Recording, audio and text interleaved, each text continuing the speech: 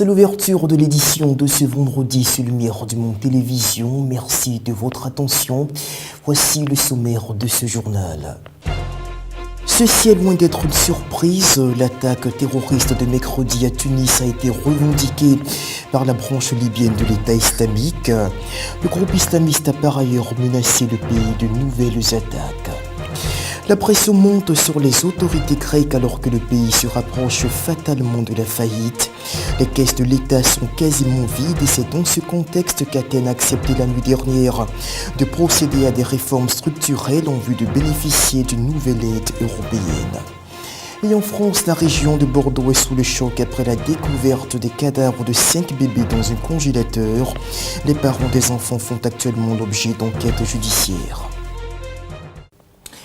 Mesdames, Messieurs, bonsoir. Seulement 24 heures après l'attentat du musée du Bardo à Tunis, les commanditaires du massacre ont dévoilé leur identité. Il s'agit de l'État islamique en Libye qui a par ailleurs menacé la Tunisie de nouvelles attaques de ce genre.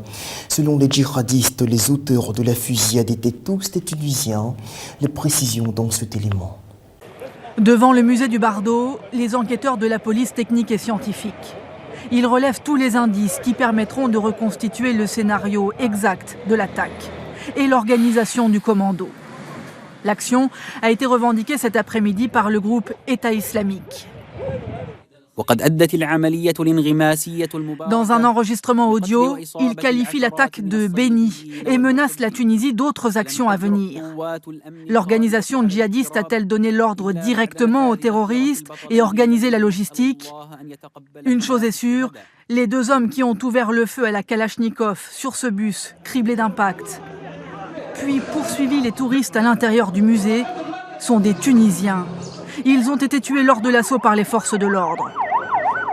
C'est ce médecin légiste qui a procédé à leur identification dans l'une des morgues de Tunis. C'est des jeunes. Quel âge environ ?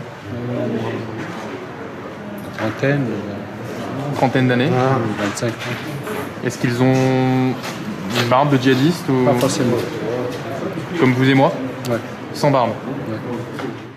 L'un des assaillants viendrait de Kasserine, dans l'ouest de la Tunisie. L'autre serait originaire de cette banlieue populaire de Tunis. Il était surveillé par les services de sécurité. Ceux qui l'ont côtoyé parlent d'un jeune homme qui se serait radicalisé récemment. Il habitait dans cette rue là-bas. Une de ses connaissances m'a dit qu'il était au chômage. C'était un homme sans histoire, mais sa vie a changé quand il a suivi la voie des islamistes. Il paraît qu'il a quitté sa maison il y a 4 mois. On ne l'a pas revu depuis. Était-il parti faire le djihad en Syrie ou en Irak ? Cette question, les enquêteurs vont la poser aux 9 suspects qu'ils ont interpellés aujourd'hui. 9 personnes soupçonnées d'être liées directement aux assaillants.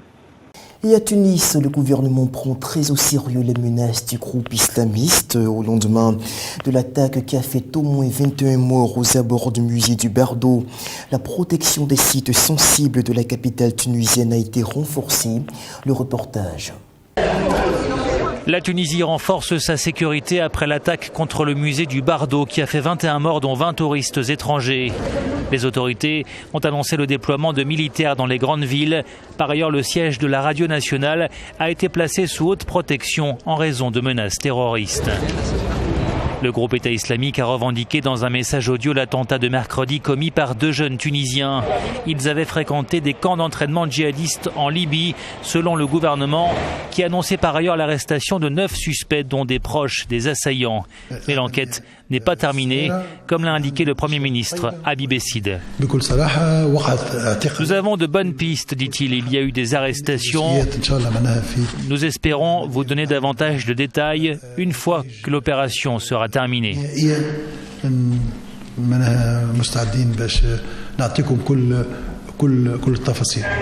Parmi les 21 victimes de l'attentat figurait un policier tunisien, Aymen Morjan, est tombé sous les balles des terroristes devant le musée du Bardo. Il a été enterré ce jeudi à Tunis.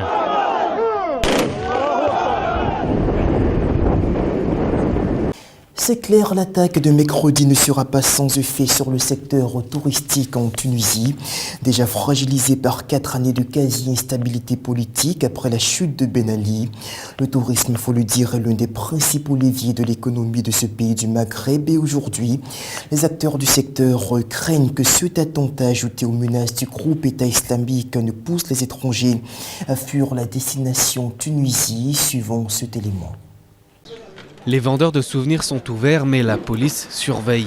À 2 pas de Tunis, dans le quartier pittoresque de Sidi Bou Saïd, la vie reprend son cours. Après l'attaque sur le musée national de la capitale, certains ont peur que le secteur touristique soit durement touché. C'est vrai que ça fait un choc parce que c'est tout près, parce que on doit être ce soir normalement à Tunis, demain matin au Bardo, donc on se dit ça passe pas loin, donc voilà, c'est quand même perturbant quand on l'entend, c'est désolant. 21 personnes ont perdu la vie dans l'attaque du musée Bardo, des dizaines d'autres ont été blessées.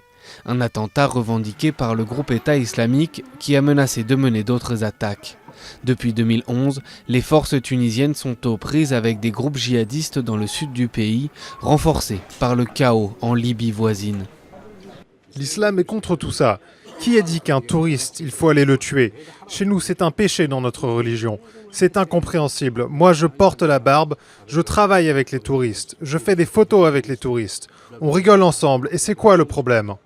Le gouvernement tunisien ne veut pas que la peur s'installe. Le musée va réouvrir ses portes pour les visiteurs dès mardi prochain. Le tourisme est la pierre angulaire de l'économie tunisienne. En 2014, les revenus du tourisme ont augmenté de 6,4% à 1,6 milliard d'euros, loin des records atteints avant la révolution de 2011. 2 tours opérateurs dont les passagers font partie des victimes ont décidé de mettre fin à leurs escales à Tunis. Mais à la foire du tourisme de Paris, beaucoup assurent que ça ne les empêchera pas de voyager. Les personnes qui nous abordent, c'est pour nous exprimer des messages de soutien, de sympathie, et certains pour nous dire « Comptez sur nous, nous sommes là en Tunisie si vous avez besoin de témoignages, parce que nous n'annulons pas nos voyages. » Donc vous voyez, ça nous fait chaud au cœur. Les 2 attaquants ont été tués dans l'attaque et plusieurs suspects ont été arrêtés. Et la Tunisie assure ne pas être en état de siège, mais l'armée va être déployée pour patrouiller dans les grandes villes.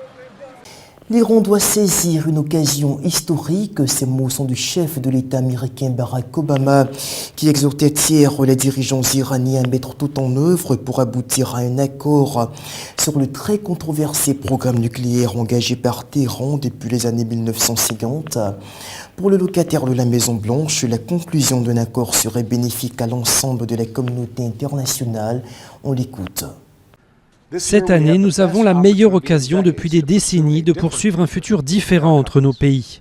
Les jours et les semaines à venir seront critiques. Nos négociations ont fait des progrès, mais des divergences subsistent. Et il y a des personnes dans nos 2 pays et ailleurs qui s'opposent à une résolution diplomatique. Mon message à vous, au peuple d'Iran, est qu'ensemble, nous devons nous adresser au futur que nous cherchons. Je crois que nos nations ont une occasion historique de résoudre ce problème pacifiquement, une occasion à ne pas manquer. Durant des décennies, nos nations ont été séparées par la méfiance et par la peur. Maintenant, c'est le début du printemps. Nous avons une occasion de faire des progrès qui bénéficieront à nos pays et au monde pendant de nombreuses années à venir. Le président américain qui a par ailleurs appelé le vainqueur des élections législatives en Israël pour le féliciter après sa brillante réélection mardi. Les rapports entre les 2 hommes, on le sait, sont assez tendus et la victoire du Likoud pourrait encore envenimer les choses à l'avenir.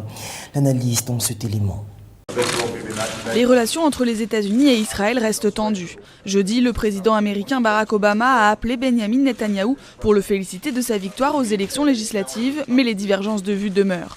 Washington pourrait réévaluer la position des États-Unis sur le dossier israélo-palestinien, en cause la déclaration de Benyamin Netanyahou rejetant la création d'un État palestinien. Les décisions prises par les États-Unis aux Nations Unies étaient basées sur cette idée d'une solution à 2 États. Maintenant que notre allié, c'est-à-dire Israël, a dit qu'il n'était plus engagé dans cette voie, cela signifie que nous devons réévaluer notre position au futur. 2 leviers de pression, et non des moindres, seraient envisagés par Washington pour forcer Israël à revenir à une position plus acceptable sur le dossier palestinien.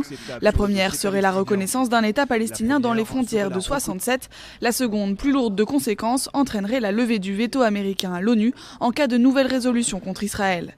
Ces menaces, ébruitées par la presse américaine, ont sans doute poussé Benyamin Netanyahou à tenter d'apaiser les tensions, après avoir mis à mal les relations avec le grand allié américain en défiant le président Obama à la tribune du Congrès à Washington.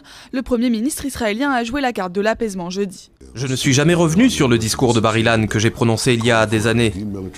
J'appelais à la création d'un État palestinien démilitarisé qui reconnaîtrait un État juif.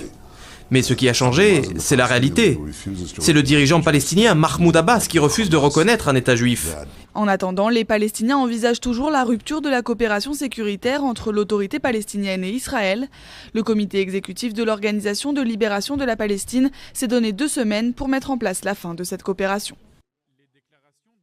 Il faut dire aussi que le chef du gouvernement israélien, Benyamin Netanyahou, semble avoir perçu 5 sur 5 le message envoyé par ses partenaires occidentaux. Hier, lors d'un entretien télévisé, le dirigeant du Likoud a estimé qu'il n'était pas contre l'idée de la création d'un État palestinien qui reconnaîtrait l'existence d'Israël, une position qui tranche radicalement avec ses propos de fin de campagne. Et au Yémen, les combats ont repris hier autour de l'aéroport d'Aden, donc les troupes fidèles au président déchu Abdrabbuh Mansour Hadi et les mouvements armés proches des milices chiites. Les troupes fidèles à l'ancien président ont réussi à reprendre le contrôle de l'aéroport de cette grande ville du sud yéménite, alors que les violences ont fait au moins 11 morts et des dizaines de blessés. En Australie, le café de Sydney, qui avait été le théâtre le 15 décembre dernier d'une prise d'otage sanglante, a rouvert ses portes ce vendredi après 3 mois de fermeture. Et pour la circonstance, le café a reçu un nombre inhabituel de clients, se bousculant pour entrer dans l'histoire et ainsi triompher psychologiquement de la peur du terrorisme. Le café de Sydney, théâtre d'une prise d'otage meurtrière les 15 et 16 décembre, a rouvert ses portes vendredi. À l'intérieur, décor impeccable et chaleureux, tout comme si rien ne s'était passé. Seules 2 plaques au mur rappellent le nom des 2 victimes, Tori Johnson, le gérant, et Katrina Dawson, une cliente, mère de 3 enfants. Prise en otage par un islamiste au passé judiciaire chargé, tout comme une dizaine d'autres clients et employés, dont Joel Hurt, en service ce jour-là, et qui a tenu à reprendre son poste 3 mois plus tard.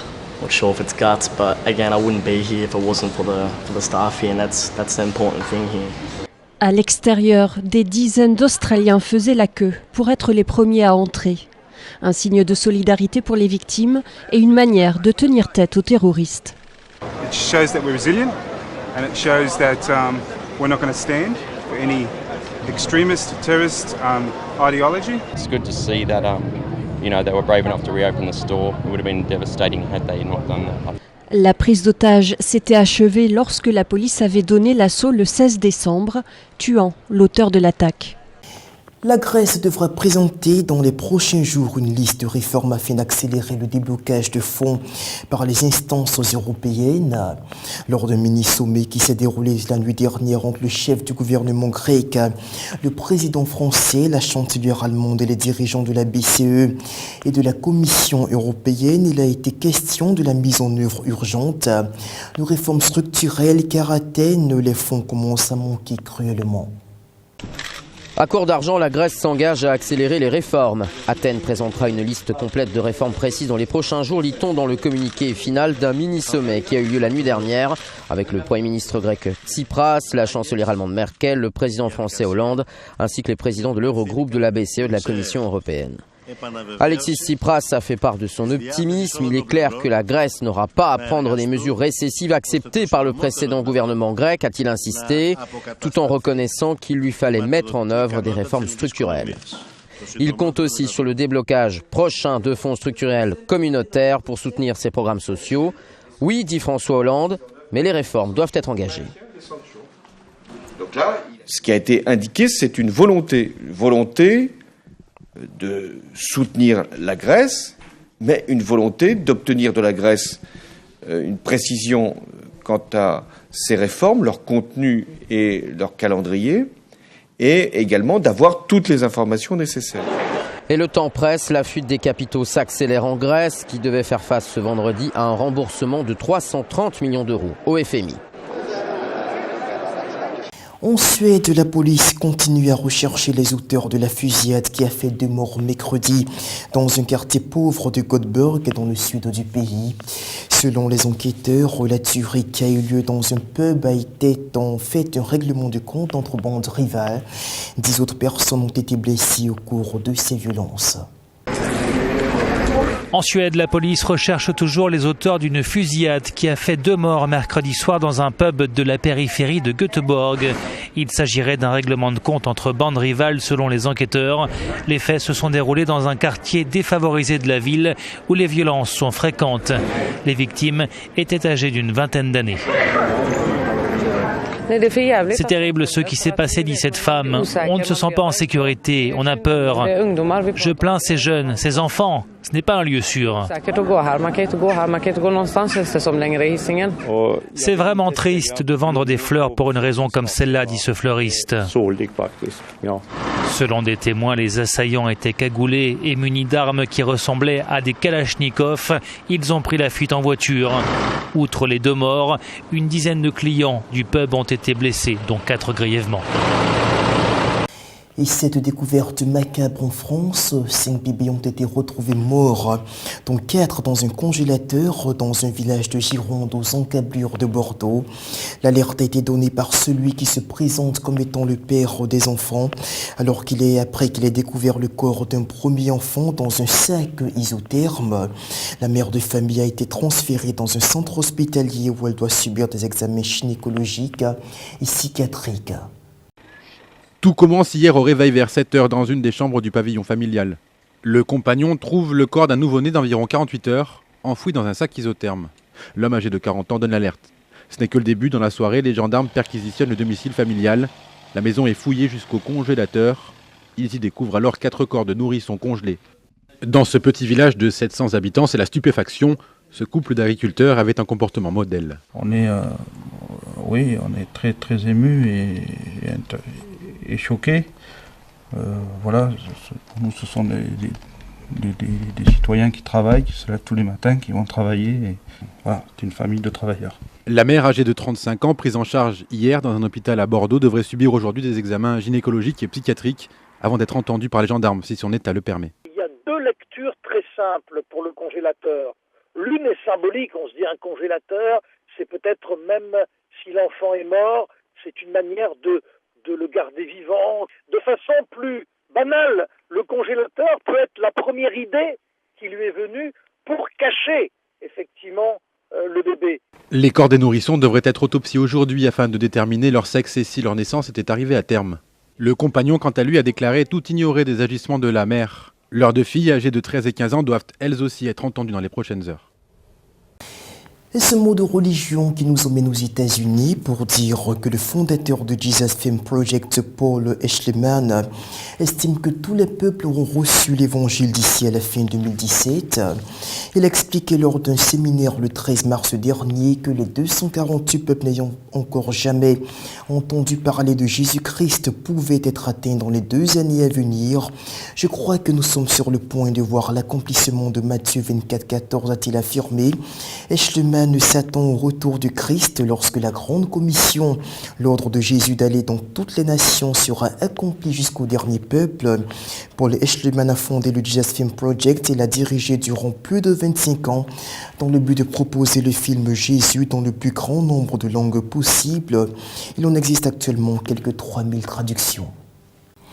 Et c'est donc la fin de cette édition de l'information. Merci de nous avoir suivis. Rendez-vous demain. D'ici là, portez-vous bien. Au revoir.